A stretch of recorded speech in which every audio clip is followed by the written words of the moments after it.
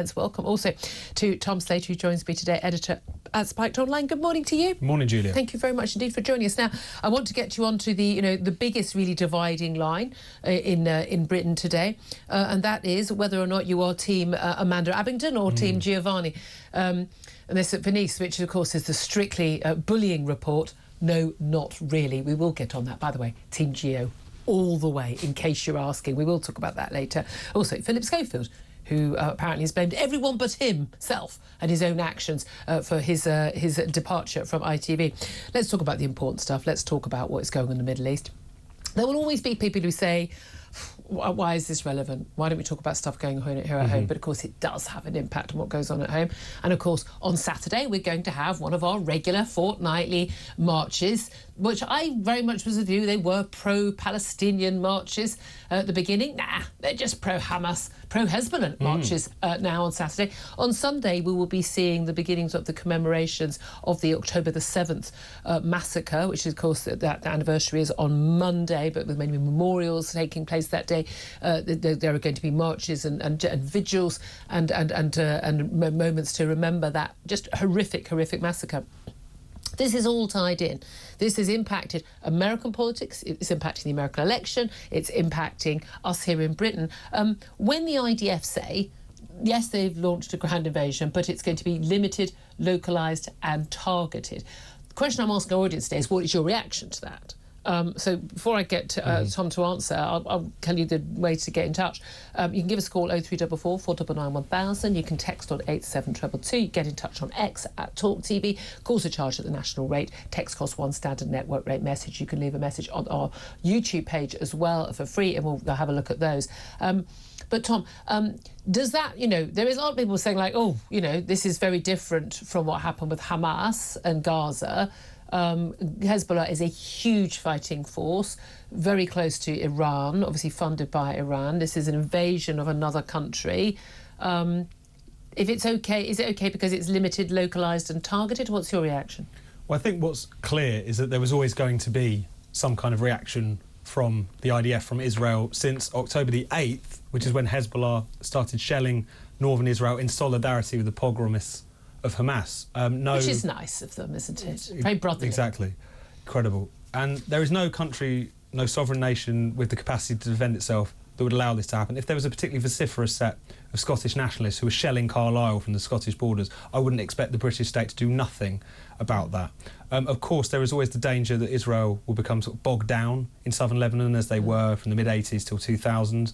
And I would imagine that's something that they're not keen to repeat, because this is clearly not about invading Lebanon. This is not about going to war with the Lebanese state, which regrettably is quite weak and whose army is actually eclipsed by that of Hezbollah, this Islamist army. Hezbollah is a prescribed terrorist organisation funded by Iran, but has basically taken over, to all intents and purposes, a lot of not just the military, but the sort of the civil society of Lebanon. And it has its militia, its arms outstrip the power of the actual Lebanese army, which is why, despite what Lebanese politicians necessarily feel about it, they have to tolerate it to a certain degree. And it's also worth remembering that the reason it's been able to fortify itself is that when you had the Lebanon war in 2006, Hezbollah versus Israel, there was a resolution passed at the end of that, which was to suggest that obviously Israel should leave southern Lebanon, but also that Hezbollah should pull back north of this thing called the Litani River, which is about 20 miles north of the Israeli border. They did not hold up their end of the bargain. They continued to build up their arms, preparing essentially for this day that we find ourselves in. So, and the UN didn't really do its job. The Blue Helmets haven't prevented that. That was their job to basically create that buffer zone. And it's just worth remembering what they're up against here. This is not... like I say, this is not about the Lebanese state versus the Israeli state. This is about not just an Islamist terror group, but essentially an Islamist terror army. I mean, it's unthinkable in terms of how fortified and actually well-armed it is. There is no nation on earth who would tolerate that constant threat, that constant menacing of its own citizens. This is it. And yet, I mean, I always like to keep abreast of, all the other channels and what they're saying, whether it's Sky News or whether it's the BBC, particularly the BBC. Hello, Jeremy Bowen. I mean, the coverage of this, as if this is some sort of completely out of the blue initiative from Israel to attack a sovereign state. What on earth are they thinking? As you say, there is no other country. America wouldn't put up with it. We wouldn't put up with it. No country would put up with it. Saudi Arabia wouldn't. Qatar wouldn't. It is quite absurd that anyone should think that it would be acceptable. I think the Israelis have shown immense patience and fortitude in not retaliating so hard. What they've done in terms of the exploding pages, exploding walkie-talkies, taking out, I mean, something like a half of the munitions, the missiles, the rockets that Hezbollah have had hidden around the civilian population, warning civilians, just, hey, you know, 1 million people roughly, you know, get out southern Lebanon, because we are going to be taking out all those silos. Again, well within the reasonable behaviour of any country that is at war. The only reason you don't hear every day about Israeli casualties is because of the Iron Dome, is because of Israel's defence capability. Well, that's frankly, that's semantics. Do you know what I mean? In that sense, the number of rockets fired into Israel is untenable. 60,000 people out of their homes. To all intents and purposes, Israel ceding territory to Hezbollah. But this is the thing. In terms of what they want to do to break Hezbollah, they've taken out all the commanders. They've taken out even the top guy. This was an extraordinary achievement. They've taken out a huge number of their fighters, their militants, with the pages and the walkie-talkies that exploded. But they've also got to take on not just munitions that are above ground, but also what's going on below ground. Because in southern Lebanon, just as the same as with Gaza, they've got basically a sort of, you know, London Underground of tunnels. And we've seen some of the footage when IDF soldiers have gone in. Unless you lot think that's being made up by them as well, you know. Lots of people seem to think it's all just made up. You can get a Humvee through some of these things. These are big tunnels. They are fortified. They've been there for years. But Hezbollah have done exactly the same in southern Lebanon on a grander scale, so much bigger scale, and also they are dug into rock. So rather hard to deal with. You're talking about even bunker buster bombs struggling to hit these. So if Israel do want to go into this, we're not looking at something lasting days or weeks. We must be looking at months, and bearing in mind that Israel is still in Gaza. So, you know, 11, 12 months on, we should be expecting it to be, well, not that limited, definitely targeted and definitely localised, but realistically, they can't break Hezbollah while the tunnel network is still in place, can they? Well, I suppose time will tell. I think it will also hinge on what kind of response you've got from Hezbollah. I mean, obviously, its leadership has been decimated. There's also a lot of questions as to whether it will continue to play the role that Iran wants it to, which is that you keep going. We all go together and we all stop together. And that's one thing which has always made it much more difficult when people say there needs to be some kind of ceasefire, etc., is because that kind of unity of arenas, as they've described it, is something that they're keen to maintain. It's worth saying, of course, war is hell. No one wants a situation like this to take place, least of all the Israelis or the Lebanese state. No, Hezbollah and Hamas want this. No, exactly. Well, I suppose any reasonable person, any democratic nation, anyone with just a good sense of common sense and humanity and so on, do not want this situation to take place. It's just something where, because we live in a part of the world in which we have the luxury, the supreme luxury, the ultimate privilege, really, of not having to experience war and conflict on a regular basis, we sometimes forget that sometimes it does happen, sometimes it is necessary, and oftentimes it's not because you've started it.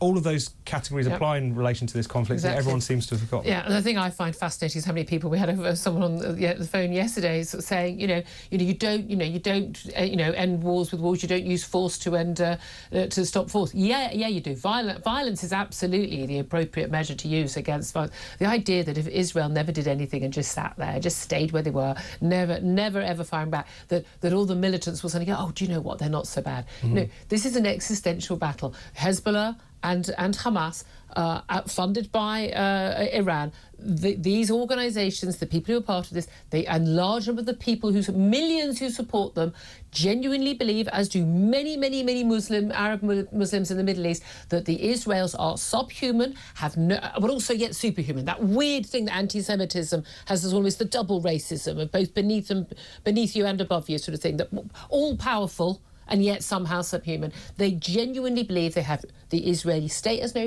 right to exist, and that Jews have no right to exist. That you have to understand that mindset to understand what Israel is up against. They don't have a choice about whether they win or lose this war. And we often talk about context in relation to this conflict, which usually means context as to why you shouldn't support Israel. But that context, which is the fact that Israel is facing a conflict on several fronts, is something which is always missed. And this is not a case of there's a profound asymmetry in all of this, because if you're talking about Hamas, if you're talking about Hezbollah, if you're talking about the Houthis, if you're talking about Iran, these are not countries just keen to push back on certain things that the Israeli government is doing. These are not groups who are necessarily even interested in the question of Palestinian statehood. No, exactly. Because they certainly don't care about Palestinians. They're hardcore Islamists. They're interested in something far more mystical and apocalyptic beyond that. What this is about is these people want the destruction of Israel and the murder of Jews. This is something that you can't negotiate with, and yet we're expected to believe that is the case. Yeah, exactly. I'd love to hear your views on this. I'm already coming in on text and on tweet, but do get in touch, 0344 499 1000. You know, whether you agree with Tom and me, whether you don't agree, I'd love to hear it from you. Israel has begun a ground invasion against Hezbollah in Lebanon. They say the fight is not with the Lebanese people, it's with Hezbollah, the military and the terrorist group, saying it will be limited, localised and targeted. What is your reaction to that? Let's also get to what's going on back home. This comes as no surprise to me, this announcement from the Labour government that despite Keir Starmer's pledge in the election manifesto to end asylum hotels, saving the taxpayer billions of pounds. Now, people like me did question, so what are you going to replace them with? For all we, basically, what we expected was they were going to basically approve and haul 70,000 asylum applications in the backlog, and then those people aren't entitled to hotels, and then apparently miraculously those people will all start being, you know, anaesthetists and engineers and astrophysicists, because of course they're all highly trained people who will massively contribute to the nation's economy. No, of course not. We're talking about people just working on the black market and people on very, very low wages. No, they're not even going to manage that. Apparently migrants are going to continue to be housed in hotels for up to 3 years, because it turns out that tackling the asylum backlog is going to take longer, significantly longer than Labour expected. I mean, the whole shtick in the election manifesto of the Labour, I mean, most of it was lies. Most election manifestos are, but this was a litany of lies. It was based on, when you haven't got the horrible, nasty, cruel, useless Tories in charge, everything will suddenly be fine, because we're going to work with the civil servants and suddenly everything's going to be fine. And now they're up against reality. Absolutely. And all of their promises, all of their lies, as you quite aptly put it, are colliding with that reality. They were trying to suggest that the thing about the Tories is they're really bad people, they're really incompetent people, they spend too much of their time making pronoun jokes, and therefore that's why they're not handling the bread and butter issues. These are really difficult, intractable problems. They have a lot to do with how we've let the asylum issue run out of hand. It's also to do with the fact that you can only have so much capacity to process these things, which is why whenever you have a government say we're going to speed it up, it usually means just making it easier, which is not really necessarily what the public would want to see, I dare say. And then on top of that, you also got just the state is really kind of sclerotic, and it struggles to do almost anything these days, let alone try to work out whether this person is who they say they are, whether or not they can pass a relative Are they a child or are they 47? This is not a straightforward operation, and yet, as you say, on this issue, as in so many others, Keir Starmer has presented this kind of aura, which is, as soon as me and my team of crack project managers are there, everything's going to be sorted. I mean, bearing in mind, I mean, anything would be better than, what was it, a year or two ago, where we had literally, on average, each civil servant charged with basically processing asylum claims was managing only one a week. I mean, for God's sake, come on, give me a break. They weren't doing their job. I mean, again, I'm sure they're really up to date on their daytime telly, though, so that's good. But this is the thing. I mean, we know it's costing us a fortune, and I mean, just at the end of Mike's show there, I just had a caller pointing at, you know, people, you know, struggling here in Britain to pay their bills, and yet we're paying, you know, £4.2 million a day for nearly 30,000 migrants living in more than 250 hotels. I mean, this is a huge sum of money, and I believe it is more than the winter fuel allowance for the year. For the 10 million people who are currently entitled to it, who were entitled to it until a couple of weeks ago. Interesting also, this ties in with a story from Robert Jenrick, the Tory leadership contender. We'll talk more about Tory leadership in a moment. But of course, the former immigration minister, he's talked about, you know, what's really going on and behind the scenes. But he says the migrant crime rate is being covered up, and the public, he says, deserve to know the truth. He says if he became Prime Minister, he got to get into the final two of the Tory leadership and then become the Tory leader and then win an election. Quite a few hurdles there. But he said he would publish data identifying the migrant nationalities with the highest crime rates. Now, this is something that is worth knowing, because facts are always worth knowing. And when people talk about certain groups, certain people, immigrants from certain countries, you know, being responsible for higher crime rates, particularly violent and sexual crime, you know, the left hold their handbags up and go, oh, everyone's a racist and a xenophobe, this is awful. But it's true. I mean, it's just true. Denmark has published these stats, and it is off the scale that the higher crime rates, not just way higher than nationals from their own country, but for certain countries, and pretty much all of them being North Africa and the Middle East, are responsible for pretty much all of the migrant crime. Funnily enough, the people arriving from, Switzerland or Australia or France are not. Is there a problem with us knowing this reality? No, as you say, I don't think facts are ever not worth knowing. It's what you do with them, it's how you discuss them, how sensitively you treat it, and so on. In this particular area, though, the fundamental question is, if you've got people who are routinely entering illegally, I dare say they're more likely than most to be happy to break other laws. But these aren't people who've entered illegally. These are people who are in the country. Well, many of the cases, for instance, that have been flagged up in recent weeks sometimes are people who have made illegal entrance. If we think about the Hamas-inspired terror attacker in Hartley-Brewer. This is someone who was floating around. He left his native Morocco because he'd had run-ins with the security services. Not a great look already. Spends years floating around Europe and then enters the UK illegally and tries to kill one person and succeeds in killing another shortly after October the 7th in Hartley-Brewer whilst he was waiting for his asylum application to be lodged. There's even cases where people have, as I say, kind of obviously abused the system and therefore go on to commit crimes. And it's one of those things where you shouldn't be blasé about talking about any of these issues because of the fact that otherwise, if your big fear, as many people on the left will often say, is that this issue, because it's sensitive and so on and so forth, risks being hijacked by the wrong people, then the last thing you should do is not talk about it, is not look it in the face and say, what can we do to deal with this? How can we make sure that people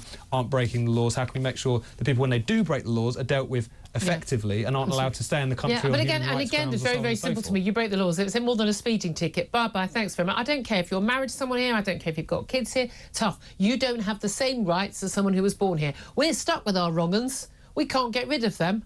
But we don't need to import other people's wrong-uns. If you've been able to live in this country, move to this country, whether it's from France or America or Pakistan or Somalia or wherever it is, then I'm afraid you're going to be held to a higher standard. That's tough. In the same way that we would expect the same in another country for us. It just seems to me to be, again, but we also need to have reality check. One of the things I've talked about a lot on the show, and I know my lovely colleague Alex Phillips has talked about and got a lot of criticism for, but it's actually, we've got to acknowledge the cultural differences, particularly when it comes to the treatment of women in different countries. Can I tell you what, if you are a woman, I mean, and she gets it worse than me, she's younger than me and she's blonde, so you're going to feel it a lot more. Trust me, that a younger blonde woman feels it a lot quicker than an oldie like me.